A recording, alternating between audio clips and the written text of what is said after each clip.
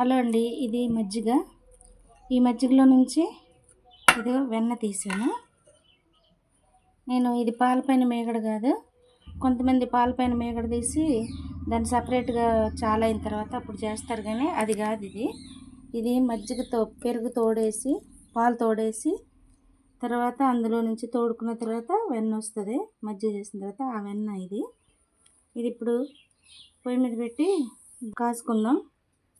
ఇలా పొయ్యి మీద పెట్టి కాచాలి. కాచిన తర్వాత నెయ్యి వస్తుంది, ఒరిజినల్ నెయ్యి అనమాట. ఇది ఆరోగ్యానికి చాలా మంచిది.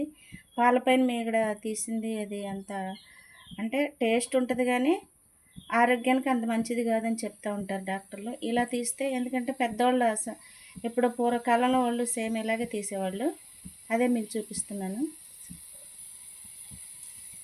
ఇలా సిమ్లోనే కాసుకోవాలండి. ఒకవేళ మళ్ళీ హైలో పెడితే మొత్తం మాడిపోద్ది.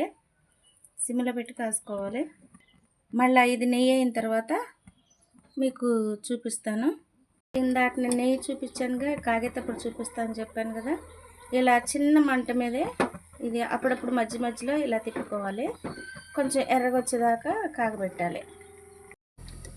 ఇదిగో ఇక్కడ కాగిపోయిందండి, చూడండి. ఇట్లా ఎర్రగా కాగిపోయింది.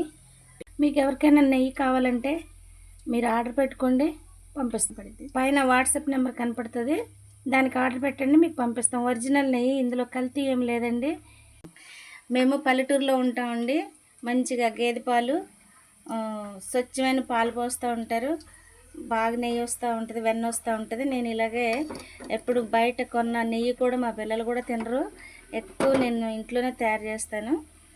ఇది మీకు అందుకనే మీకు కావాలంటే మాకు వాట్సాప్ మెసేజ్ పెట్టండి, పంపిస్తాం.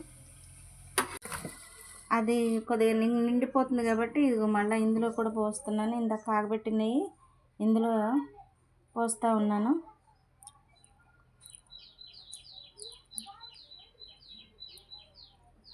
ఇదండి నెయ్యి, ఇలా తయారు చేయాలి.